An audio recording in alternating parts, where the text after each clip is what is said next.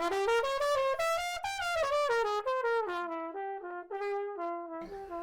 my parents named me Gregory Harold Haubrich, and everybody calls me Butter.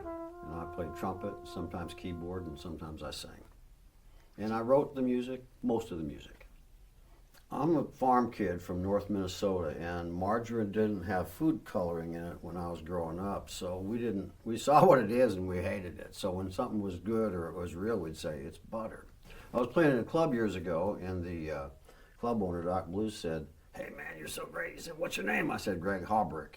He said, "Greg Haubrich, I can't say that." And you got to have a stage name, so I just on the spur of the moment, I said, "Okay, call me Butter," and it stuck.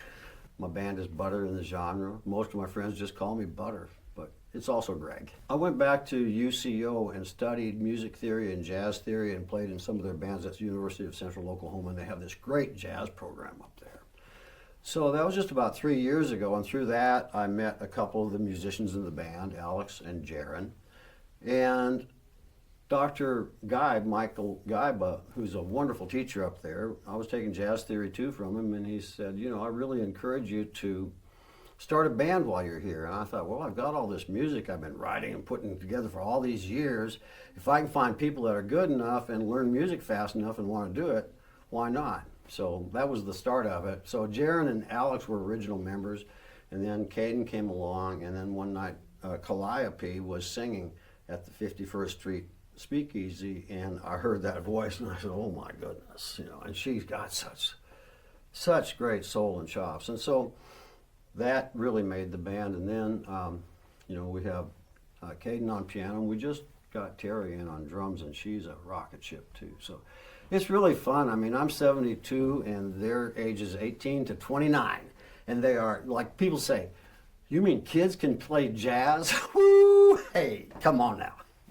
These kids can play jazz. Every one of them has soul, and they're just a pleasure to work with. It feel for me at the age of 72 to have this music come alive like this with these young people that are such great musicians. It's like the universe came to me, you know. It's like things were leading me to this point in time without me ever knowing that it was going to happen. I always knew the music was great. You know, there's lots more songs out there that y'all haven't even heard yet, okay? I mean, I've always known I write great songs, and I've known that a lot of them have commercial capacity. I just never knew how to sell them, right? But also, I didn't know how to record them. And then, so we got Calliope, and then we put the band together, and here comes Chris McKinley and says, "Hey, I want to record your band." You know, so we went and found the studio. Now, I want to say this. Day before yesterday, I was in my car, my truck, with Aaron Squirrel, who played the guitar, 3 tracks of the guitar on the lead song that we're going to release first, which is Music is Life. And Aaron was listening to that, and his guitar is fantastic. It's beautiful. He's a great guitarist. And he said, "This music is so cinematic," was the word he used. He listened to 3 or 4 of the songs, and you know, the studio, the engineering. We had 2 sound engineers working on this album. It sounds fabulous.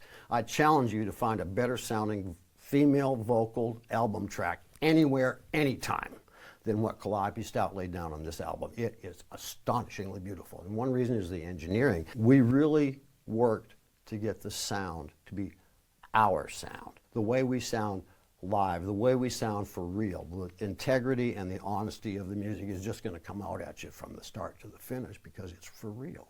It's how we really sound. We didn't try to alter it from what we sound like in the studio to make it sound more like somebody else. We worked on it like crazy in the mixing and the mastering and the engineering to get it sound just like us, and we sound so good. That's so yes, it's like this is the greatest gift I could have had. It's wonderful. How does it feel when you're in the band and the band is in the pocket, right?